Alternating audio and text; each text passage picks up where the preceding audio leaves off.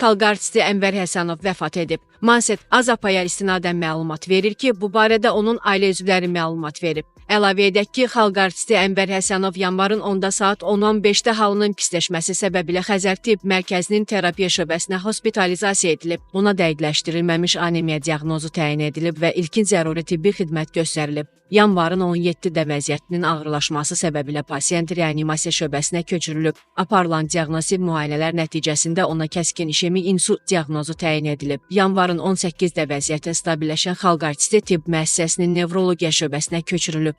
Fevralın 3-ü isə Xəzər Tibb Mərkəzindən reabilitasiya mərkəzindən evə buraxılıb. Ənvər Həsənov 17 avqust 1950-ci ildə Bakıda anadan olub. 7-ci sinfə qədər 190 saylı məktəbdə oxuyan Ənvər sonra Fəhlə Gənclər Məktəbinə keçir. Buna səbəb isə 1965-ci ildə Cəfər Cabbarlı adına Azərbaycan Film Kinostudiyasında Adil İskəndərovun açdığı kino aktyoru kursuna daxil olması idi. 1969-cu ildə kino aktyor kursunu bitirib.